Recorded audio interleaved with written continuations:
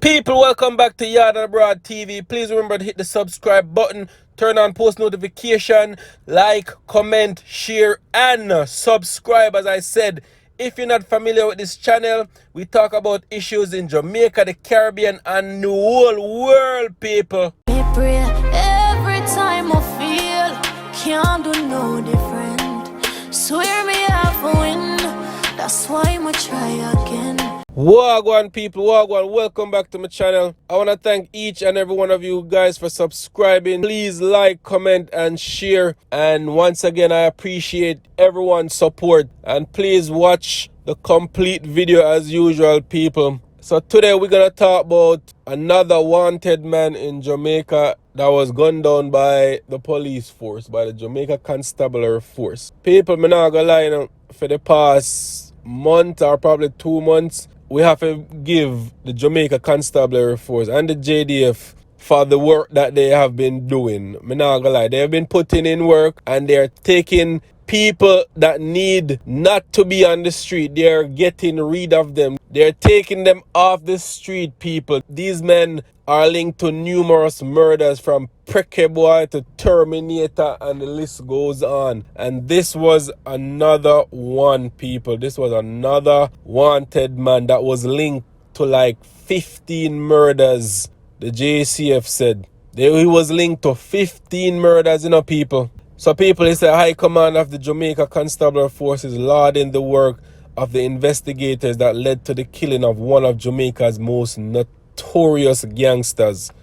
34-year-old Orlando Chambers of Maxfield Avenue in St. Andrew was shot dead during a confrontation with the police about 5:50 a.m. on Thursday, August 20.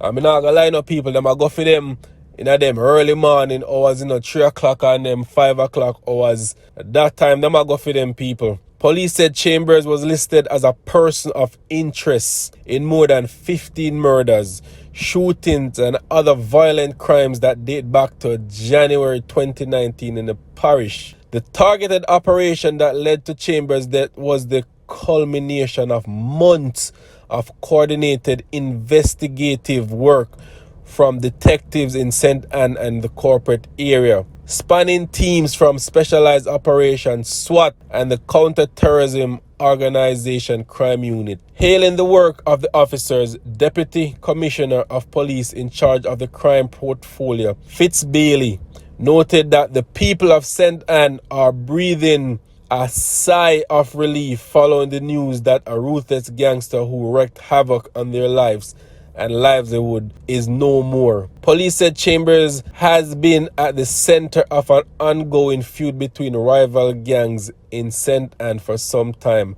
among the many active cases under investigation that he has been connected with. So people, as I said, them get him off of the street, linked to numerous murders. I don't know why these people take up this gangster mentality. This gangster mentality is gonna either end one way, dead or in a jail. So youths, if you know what, then I listen this.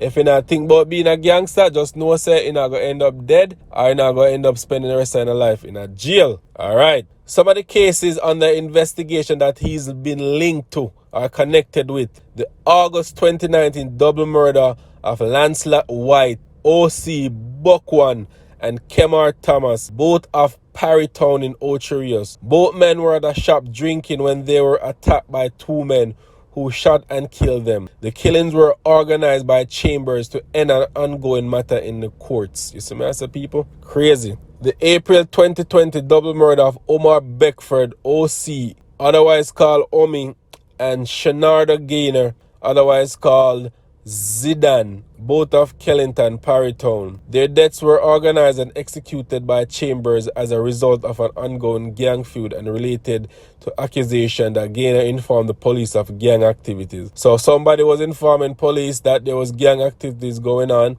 and look at them kill him. Them say in May 2020, Chambers organized the shooting of a 62-year-old man in a section of Parry Town known as Gaza. It is alleged that the man is the cousin of another man who Chambers was feuding with. As such, it was determined that the elderly man was no longer welcome in the community. So them don't want the man in the community, so them say, alright, man, go take him out. And an elderly man at that. Them man don't have no heart, people. The thugs broke into the man's house while he was asleep and shot him in the face and arm. Luckily, he survived the shooting. So people, this man is a very dangerous man, and finally he's off the street. So people can at least breathe a sigh of relief. They can at least breathe a sigh of relief, people, because they know that there is one less so-called gangsters off the street. I may tell people, half of them who claim them a gangster, and I'm not really gangster, you know.